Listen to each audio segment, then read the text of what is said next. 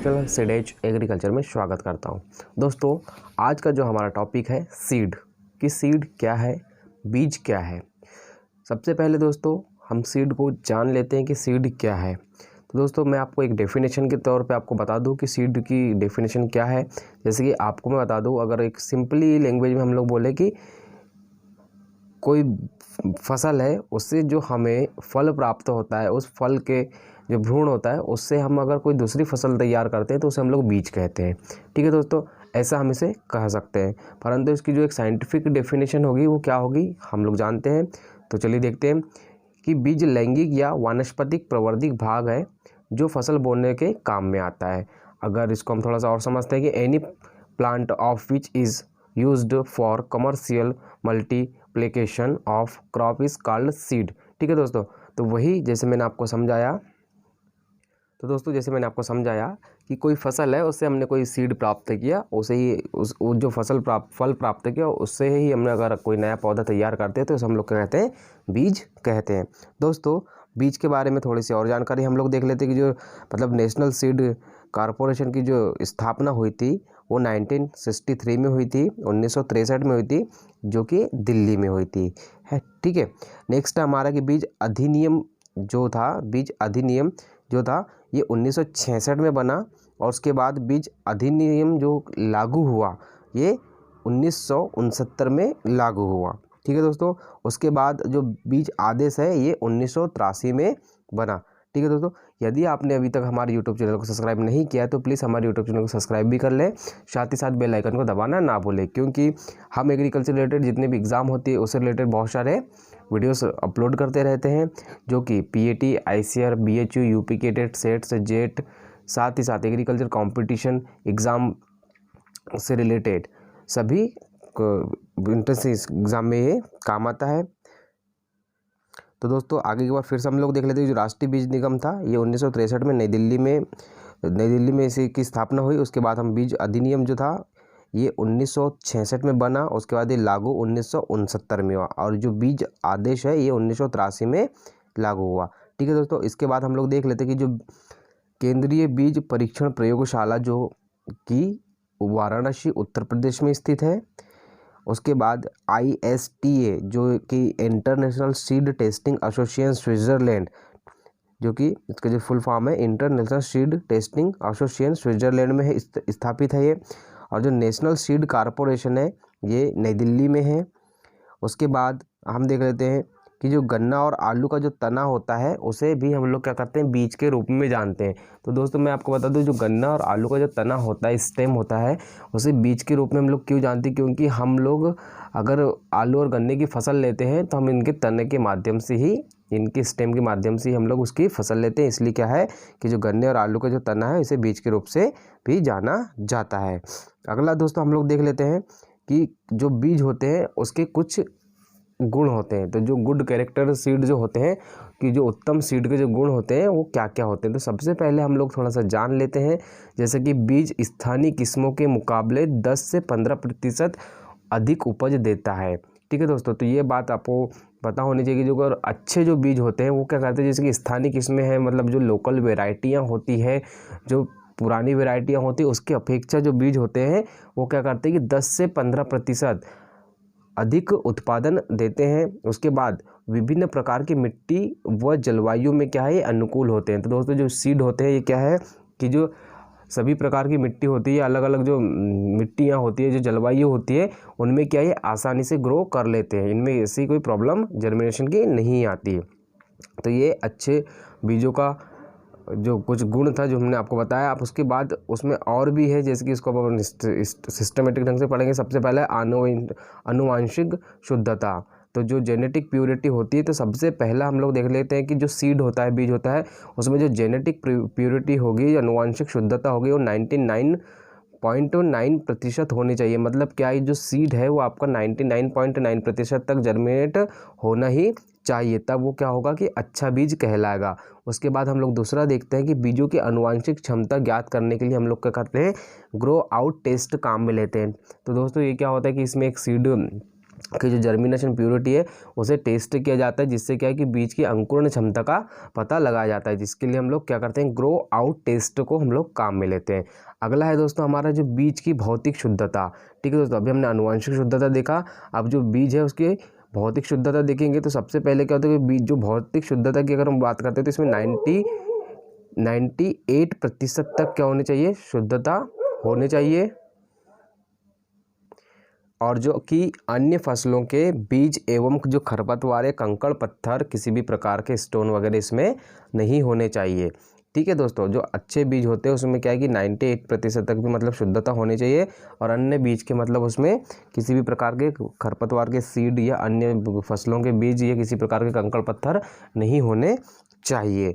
उसके बाद दोस्तों हम लोग देखते हैं शुद्धता प्रतिशत, मतलब जो शुद्धता प्रतिशत है वो भी अच्छा होना चाहिए। नेक्स्ट है हमारा उच्च अंकुरण क्षमता। दोस्तों जैसे कि उच्च अंकुरण क्षमता की अगर हम बात करते हैं तो मतलब जो सीड होते हैं उसमें क्या है कि 60 से लेकर 90% के बीच कम से कम अंकुरण क्षमता होनी चाहिए। ठीक है दोस्तों, मतलब क्या है कि अगर हम किसी प्रकार का सीड लगाते हैं तो अगर 100 सीड अगर लगाते हैं तो कम से कम 60 से लेकर 90 सीड उसमें मतलब जर्मिनेट होने ही चाहिए। अगला है दोस्तों कि अंकुरण को प्रभावित करने वाले कारक तापमान व नमी है। तो दोस्तों मैं बता दूं, जैसे कि हमने किसी प्रकार की फसल को बोया है या बीज को बोया है तो उनके जो जर्मिनेशन है उसको मतलब जो टेम्परेचर और जो मॉइस्चर है ये क्या करते हैं, प्रभावित करते हैं। ठीक है, जिसके कारण कई बार अंकुरण में प्रॉब्लम आती है, तो इस बात को आपको याद रखना है। उसके बाद जो अंकुरण ज्ञात करने के लिए नमूने में बीजों की संख्या, मतलब जो अब इसको दो प्रकार से हम लोगों ने डिवाइड किया है, ISTA के द्वारा और राष्ट्रीय बीज निगम के द्वारा। तो जो इंटरनेशनल सीड टेस्टिंग एसोसिएशन है इसके अनुसार हमें 400 सीड को जर्मिनेशन प्योरिटी या बीज शुद्धता नापने के लिए लेना चाहिए या नमूने के लिए लेना चाहिए। उसके बाद हम लोग देखते हैं जो बीज राष्ट्रीय बीज निगम के अनुसार हमको 200 बीजों को क्या करना चाहिए, लेना चाहिए। फॉर एग्जांपल अगर हम इसको देखते हैं कि जिसकी ISTA के अनुसार हम लोग अगर 400 सीड अगर लेते हैं, ठीक है, तो उसमें क्या है कि जो उसका जर्मिनेशन अगर हमको ज्ञात करना है तो जैसे कि अगर उसमें 300 सीड में अगर जर्मिनेशन हुआ है तो मतलब 75% उसकी जर्मिनेशन प्योरिटी है। ठीक है दोस्तों, और जो राष्ट्रीय बीज निगम के अनुसार अगर हम 200 बीज लेते हैं और उसमें से अगर 150 बीज अगर जर्मिनेट होते हैं तो इसकी जो उसकी भी सीड प्योरिटी कितनी होगी, 75% होगी। दोस्तों अगला हम देखते हैं कि जो फसलों की न्यूनतम अंकुरण क्षमता, जो कि विभिन्न प्रकार की फसलें हैं, अलग अलग क्रॉप्स हैं, उसके बारे की जो उसकी जो जर्मिनेशन प्योरिटी है उसको हम लोग देखेंगे। तो जैसे कि जर्मिनेशन परसेंटेज है जो उसको हम लोग देखेंगे। तो सबसे पहला हम देख लेते हैं, जैसे कि आप यहाँ देख रहे हैं कि जो क्रॉप नेम है और उसकी जर्मिनेशन परसेंटेज है। तो सबसे पहले जो फसल का नाम गेहूं, जौ, जई, चना और सरसों, इसको एक बार फिर से देख लो, गेहूं, जौ, जई, चना और सरसों, इसकी जो जर्मिनेशन परसेंटेज होता है ये 85% होता है। ठीक है दोस्तों, मतलब अगर 100 सीड अगर आप लगाते हैं तो आपकी जो सीड है 85 सीड क्या होंगे, जर्मिनेट कम से कम होंगे। ठीक है, उसके बाद हम लोग देख लेते हैं चावल, अलसी, कुसुम और तिल। चावल, अलसी और कुसुम और तिल, तो इसकी जो जर्मिनेशन परसेंटेज होती है वो 80% होती है। नेक्स्ट हमारा है मक्का, इसकी जो जर्मिनेशन प्योरिटी मतलब प्रतिशत होता है 90% होता है। तो दोस्तों सबसे ज़्यादा जो जर्मिनेशन होता है वो मक्के का होता है, इस बात को आप याद रखेंगे, बहुत बार एग्जाम में क्वेश्चन भी पूछा जाता है। नेक्स्ट दोस्तों हम लोग देख लेते हैं कि उड़द, मसूर, मटर, मोट, चौला, बाजरा, अरहर, मूंगफली, अरंडी और सूरजमुखी जो क्रॉप्स हैं इसमें जो जर्मिनेशन प्योरिटी होती है 75% होती है।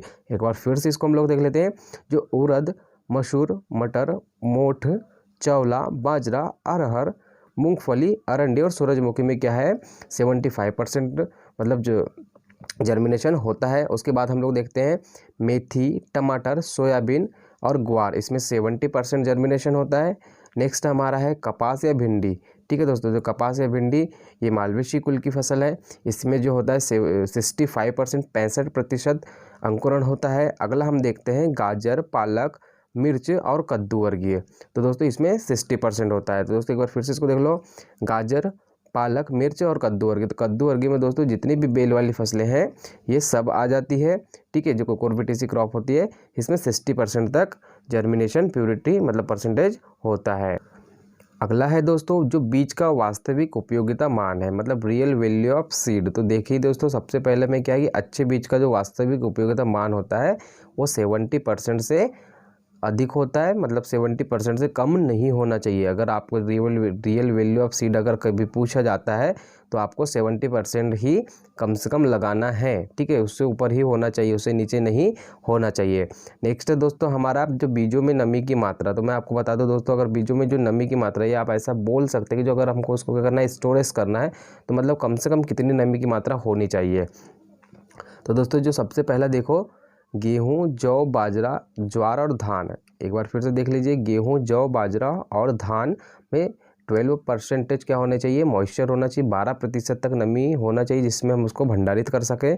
उसके बाद दलहन, मतलब जितनी भी दाल वाली फसलें हैं, बरसीम, कपास और अरहर में 10% तक नमी होनी चाहिए। उसके बाद सरसों व तिलहन, मतलब जो सरसों या तिलहन मतलब जितनी भी तेल वाली फसलें हैं, इसमें 6 से 8% तक कम से कम मॉइस्चर होना चाहिए जिस पे हम उसको भंडारित कर सकते हैं। अगला है दोस्तों बीज के जीवन क्षमता, मतलब इसमें क्या है कि वेबिलिटी टेस्ट के अनुसार इसको हम लोग देखते हैं। तो इसकी सबसे पहले थोड़ा सा हम इसको डेफिनेशन आपको मैं बता दूं कि उत्तम बीज में उपस्थित भ्रूण विभिन्न कारणों से क्षतिग्रस्त हो जाता है, जिससे जीवन क्षमता नष्ट हो जाती है। मतलब जो उसके अंकुरित होने की जो क्षमता है वो क्या होती है, नष्ट हो जाती है। जीवन क्षमता के लिए क्या करते हैं हम लोग, टेट्राजोलियम परीक्षण करते हैं, जिसमें क्या करते हैं कि 1% टेट्राजोलियम क्लोराइड का घोल बनाकर बीजों को 24 घंटों के लिए उसमें डुबोते हैं, ठीक है दोस्तों। ठीक है, इसे टी टेस्ट के नाम से भी जाना जाता है या इसे जैविक टेस्ट भी कहते हैं। इसको एक बार फिर से हम लोग देख लेते हैं कि उत्तम बीज में उपस्थित भ्रूण विभिन्न कारणों से क्षतिग्रस्त हो जाते हैं, जिससे जीवन क्षमता नष्ट हो जाती है। जीवन क्षमता के लिए टेट्राजोलियम परीक्षण 1% टेट्राजोलियम क्लोराइड का घोल बनाकर उसे 24 घंटे के लिए बीजों को उसमें डुबोते हैं, है ना। उसको क्या कहते हैं हम लोग, टी टेस्ट या जैविक टेस्ट के नाम से भी जानते हैं। अब दोस्तों अगला हम देखते हैं टाइप ऑफ सीड्स, मतलब बीजों के प्रकार। बीज कितने प्रकार के होते हैं दोस्तों। अगर ये लेक्चर अभी आपको अच्छा लग रहा है तो प्लीज़ हमारे यूट्यूब चैनल को भी सब्सक्राइब कर लें और साथ ही साथ बेल आइकन को दबाना ना भूलें। दोस्तों देखते हैं हम लोग बीजों के प्रकार, टाइप ऑफ सीड। तो दोस्तों मैं आपको बता दूं, जो सीड होते हैं वो 5 प्रकार के होते हैं। सबसे पहला जो सीड होता है मूल केंद्रक बीज, जिसे हम लोग न्यूक्लियस सीड भी कहते हैं। नेक्स्ट होता है हमारा प्रजनक सीड, जिसे हम लोग ब्रीडर सीड कहते हैं। उसके बाद होता है हमारा आधार सीड, इसे हम लोग फाउंडेशन सीड या मदर सीड के नाम से भी जानते हैं। नेक्स्ट हमारा होता है प्रमाणित बीज, इसे हम लोग सर्टिफाइड सीड कहते हैं, ठीक है दोस्तों। इसके बाद एक और सीड होता है जो कि हमारे इंडिया में उसे हम लोग यूज़ नहीं करते, जो कि पंजीकृत सीड होता है, जिसे हम लोग रजिस्टर्ड सीड कहते हैं, ठीक है।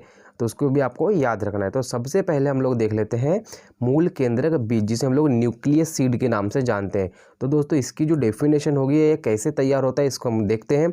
यह पादप प्रजनक द्वारा प्रथम बार में तैयार किया जाता है। इसमें आनुवांशिकम शुद्धता, मतलब जो जेनेटिक प्योरिटी व जो भौतिक जो फिजिकल प्योरिटी होती है वो 100% होती है, ठीक है दोस्तों।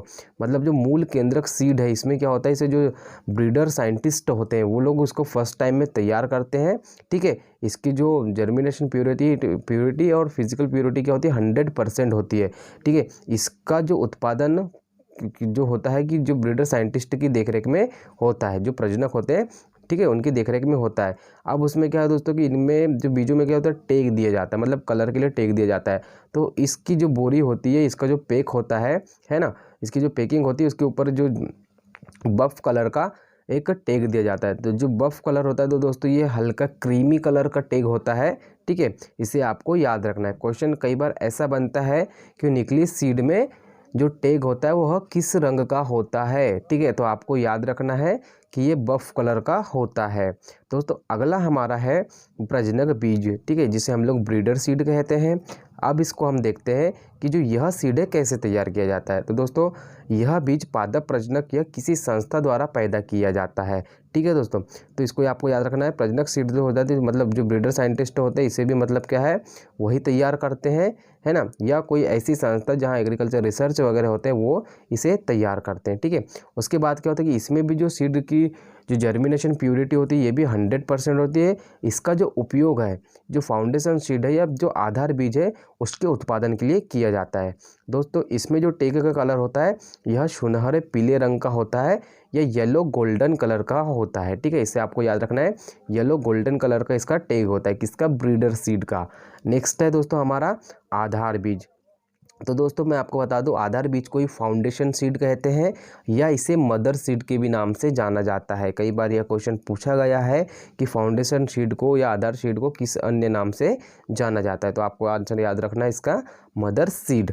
नेक्स्ट है दोस्तों इसमें कि इसकी जो डेफिनेशन होगी क्या होगी, तो जो प्रजनक बीज द्वारा जो बीज तैयार किए जाते हैं उसे हम लोग आधार बीज कहते हैं। ठीक है दोस्तों, आपको ऐसे याद रखना है कि जो प्रजनक बीज द्वारा जो बीज तैयार किए जाते हैं उसे हम लोग आधार बीज कहते हैं। इसका उत्पादन किसी बीज निगम, पंजीकृत संस्था या बीज प्रमाणीकरण संस्था या इसकी देखरेख में किया जाता है। तो दोस्तों मतलब जो आधार बीज होता है ये किसी भी मतलब संस्था के लोग इसे आसानी से तैयार कर सकते हैं। ठीक है, नेक्स्ट है कि इसकी जो जर्मिनेशन शुद्धता होती है ये भी क्या होती है, 100% होती है इसकी जर्मिनेशन शुद्धता। उसके बाद हम लोग इसकी भौतिक शुद्धता की बात करें तो ये 98% तक होती है। ठीक है दोस्तों, इसमें जो टेग का कलर दिया जाता है ये सफ़ेद होता है, इनकी बोरी या इनके पैकेट के ऊपर सफ़ेद कलर या वाइट कलर का टेग दिया जाता है। दोस्तों लास्ट हमारा है प्रमाणित बीज, इसे हम लोग सर्टिफाइड सीड कहते हैं। यह जो बीज है आधार बीज से तैयार किया जाता है, इसका उत्पादन किसी सरकारी बीज निगम या किसानों के भी द्वारा कभी कभी किया जाता है। ठीक है दोस्तों, अगला है कि इसमें जो आनुवांशिक शुद्धता होती है ये 100% तक होती है और इसकी जो भौतिक शुद्धता ये 98% तक होती है। अगला है दोस्तों कि इसमें जो टेग का रंग होता है ये ब्लू कलर का होता है। ठीक है दोस्तों, अब इसको हम लोग अगर एक बार देख लें कि जो बीज की उत्पादन वैज्ञानिक तकनीक है, तो सबसे पहला अगर आपको याद रखना है कि कौन से बीज किससे तैयार किया जाता है, तो मैं आपको एक बहुत अच्छी ट्रिक बताता हूँ। सबसे पहले आपको चारों सीड के नाम याद कर लेना है, मूल केंद्रक बीज, प्रजनक बीज, आधार बीज और प्रमाणित बीज। तो दोस्तों मैं सबसे पहले आपको बता दूं, जो मूल केंद्रक बीज के बाद हम लोग मूल केंद्रक जो सीड होता है उससे प्रजनक बीज बनाते हैं और प्रजनक बीज से हम लोग आधार बीज बनाते हैं और आधार बीज से हम लोग क्या करते हैं, प्रमाणित बीज बनाते हैं। दोस्तों अगला है न्यूनतम प्रमाणीकरण मानक। तो आपको मैं थोड़ा सा बता दूं कि न्यूनतम प्रमाणीकरण मानक क्या होता है, कि जो इसकी जो भौतिक शुद्धता होती है, मतलब जो फसलें होती है उसमें कम से कम मतलब कितनी जर्मिनेशन प्योरिटी होती है। ठीक है दोस्तों, तो जितनी भी यहाँ पे फसलें हैं थोड़ा सा आपको इसको अच्छे से याद रखना होगा। मैं एक बार बता दे रहा हूँ, गेहूँ, जौ, धान, जई, चौला, मूंग, उर्द, अलसी, चना, टमाटर, मटर, ज्वार, मेथी, मक्का, बाजरा, सूरजमुखी, ज्वार और कपास। तो दोस्तों इनमें क्या है, 98% तक क्या होता है, भौतिक शुद्धता होती है, फिजिकल प्योरिटी होती है। ठीक है, और मतलब इनकी जर्मिनेशन प्योरिटी दोस्तों 100% होती है, परंतु जो फिजिकल होती है मतलब अगर आप इसको खेत में ले जाके लगाते हो तो किसी के कारण मतलब इसे कुछ % सीड खराब हो जाते हैं। ठीक है, तो इसे भौतिक शुद्धता कहते हैं, इसको याद रखिएगा आप। उसके बाद हमारा है सरसों, तिल, प्याज और सोयाबीन। ठीक है, तो ये क्या था, 97% तक इसकी जो भौतिक शुद्धता होती है। आखिरी में हमारा है मूंगफली, तो इसकी 96% इसकी भौतिक शुद्धता होती है। दोस्तों अगला हमारा टॉपिक है पृथक्करण दूरी, इसे हम लोग आइसोलेशन डिस्टेंस कहते हैं। इसकी जो डेफिनेशन होगी, एक्चुअली होता क्या है, तो आप उसको ऐसे याद रखते हैं कि यह परागण के प्रकार, वायु की दिशा व गति और परागण क्रियाओं पर निर्भर करती है। ठीक है दोस्तों, तो ये होता क्या है कि आप इसे ऐसा भी याद रखते हैं, जो आइसोलेशन डिस्टेंस होता है, इसमें अगर हम किसी फसल का बीज तैयार कर रहे हैं तो हमें मतलब जो हमारे जो मुख्य बीज है, चाहे वो प्रमाणित बीज हो या पृथक्करण दूरी में कोई अन्य और बीज को हम लोग तैयार कर रहे हैं, तो उसमें अन्य फसलों की दूरी को हम लोग क्या करते हैं, देखते हैं। ठीक है, तो सबसे पहले हम क्या करेंगे, फसल का जो नाम है, तो कौन कौन सी फसलों में हम लोग पृथक्करण दूरी और प्रमाणीकरण दूरी रखते हैं। तो जो गेहूँ, जौ, चावल, जई, मूंगफली और सोयाबीन, इसमें जो पृथक्करण दूरी है ये 3 मीटर होती है पृथक्करण बीज में, और जो प्रमाणित बीज होते हैं उसमें 3 मीटर होती है। मतलब दोस्तों क्या है कि जो हमारी जो मुख्य फसल है इसमें 3 मीटर की दूरी पर ऐसी कोई दूसरी फसल नहीं लगनी चाहिए, इसे हमें याद रखना पड़ता है। नेक्स्ट हमारा दोस्तों मसूर, मूंग, उड़द और मटर, इसकी जो पृथक्करण दूरी होगी 20 मीटर रखेंगे हम लोग, और जो प्रमाणित बीज हेतु जो होगी ये कितनी होगी, 10 मीटर तक हम लोग इसे रखेंगे। अगला है दोस्तों हमारा ग्वार, चौला, अलसी, टमाटर, मेथी। दोस्तों इसकी जो पृथक्करण दूरी होगी ये 50 मीटर की होगी और प्रमाणित दूरी जो होगी ये 25 मीटर की होगी। अगला है दोस्तों हमारा कपास। कपास में भी हम लोग क्या करेंगे 50 मीटर इसमें पृथक्करण दूरी रखेंगे, आइसोलेशन डिस्टेंस रखेंगे।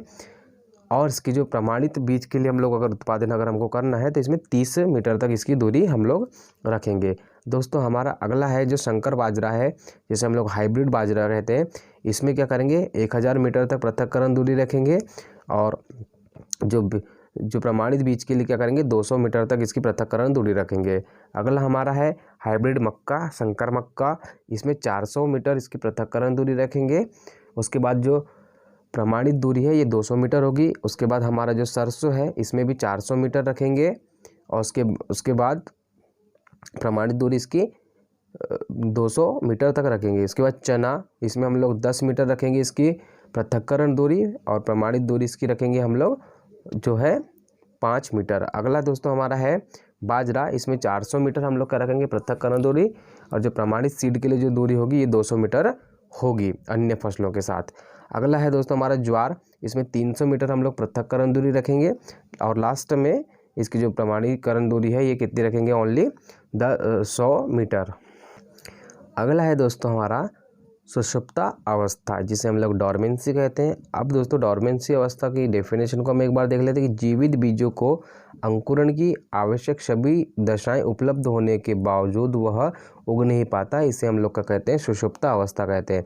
दोस्तों डेफिनेशन को हम समझते हैं कि जो सीड है अगर उसके लिए सभी ऐसी आवश्यक अवस्था मतलब पानी, तापक्रम, मॉइस्चर ये सब होने के बावजूद भी क्या होता है सीड कई बार उग नहीं पाता या जर्मिनेट नहीं कर पाता, इसे हम लोग क्या कहते हैं सीड डॉर्मेंसी कहते हैं। ठीक है दोस्तों, तो इसमें सुषुप्ता ये हो सुषुप्ता अवस्था हुई। अब इसको अगर हमको तोड़ना है या सुषुप्ता अवस्था को एंड करना है या ख़त्म करना है तो इसमें हम लोग क्या क्या करेंगे। तो सबसे पहले दोस्तों इसमें है खुरचना। सुषुप्त अवस्था को अगर हमको ख़त्म करना है तो सबसे पहले हम क्या करेंगे खुरचना, इसे हम लोग स्क्रेशिफिकेशन के नाम से जानते हैं। इसमें क्या करते हैं कि जो सीड होते हैं इसे किसी पत्थर के ऊपर क्या करते हैं रगड़ देते हैं, जिसके कारण क्या उसकी ऊपरी परत टूट जाती है, उसके कारण क्या उसमें जर्मिनेशन हो जाता है। जैसे कि हार्ड कोट सीड जो होते हैं, जैसे कि आप लोग बोल सकते हैं जो पपीता होता है या कपास होता है या भिंडी होती है या मटर वगैरह, इनमें क्या होता है कि हार्ड कोट सीड होते हैं। ठीक है, तो इनमें जर्मिनेशन आसानी से नहीं होता, लौकी वगैरह, तो इसको क्या करेंगे हल्का सा घिस देंगे पत्थर के ऊपर, जिसके कारण इसमें जर्मिनेशन आसानी से हो जाता है, जिसे हम लोग स्केरिफिकेशन कहते हैं या खुरचना कहते हैं। अगला है दोस्तों स्टेलिफिकेशन। ठीक है, तो इसमें स्टेलिफिकेशन का मतलब ऐसा है दोस्तों कि इसको हम क्या करेंगे जो मतलब 2.8 डिग्री सेंटीग्रेड से 12 से 24 घंटे तक इसको क्या करेंगे अधिक तापक्रम पर रखेंगे। ठीक है, अगला है दोस्तों हमारा रासायनिक उपचार। तो इसमें हम लोग क्या करते हैं जो केमिकल ट्रीटमेंट है इसका है, तो जो पोटेशियम नाइट्रेट है इसका 0.2% का घोल बनाएंगे और इसमें सीड को डाल के हम लोग क्या कर सकते हैं इसको मतलब जर्मिनेशन इसको कर सकते हैं। नेक्स्ट हमारा GA3 मतलब ये जो जिब्रेलिक एसिड होता है इसको 500 ppm 500 पार्ट पर मिलियन क्या करेंगे घोल बनाएंगे, उसके बाद उसको उसमें सीड को डालेंगे या उसका स्प्रे कर देंगे, तो जिसके कारण क्या उनकी मतलब डॉर्मेंसी सुषुप्तावस्था टूट जाएगी। लास्ट है दोस्तों हमारा थायो यूरिया। इसमें हम लोग क्या करेंगे 0.5% का जो थायो यूरिया है उसका घोल बना के सीड पर स्प्रे करेंगे, जिसके कारण क्या होगा वो उसके टूट जाएगी। अब दोस्तों अगला हमारा है जो आलू की सुषुप्ता अवस्था तोड़ने के लिए तीनों रसायन को ही हम लोग क्या करते हैं काम में लेते हैं। मतलब अगर हमको आलू में सुषुप्ता अवस्था तोड़ना है तो उसके क्या करेंगे तीनों प्रकार के जो पोटेशियम नाइट्रेट, GA3 और थायो यूरिया को हम लोग उपयोग कर सकते हैं। दोस्तों आखिरी में 2 छोटे छोटे टॉपिक है हमारे, जो परीक्षण भार होता है उसे हम लोग टेस्ट वेट कहते हैं। इसमें हम लोग क्या करते हैं कि 1000 दानों के वजन को ही क्या कहते हैं परीक्षण भार या टेस्ट वेट कहा जाता है। और जो बीज सूचकांक होता है उसे हम लोग सीड इंडेक्स कहते हैं। इसमें क्या करते हैं कि 100 दानों के वजन को ही हम लोग क्या कहते हैं बीज सूचकांक या सीड इंडेक्स हम लोग कहते हैं। दोस्तों ये लेक्चर आपको कैसा लगा प्लीज़ हमें कमेंट बॉक्स में कमेंट करके बताएं। साथ ही साथ हमारे यूट्यूब चैनल को सब्सक्राइब करना ना भूलें। जय हिंद, जय भारत।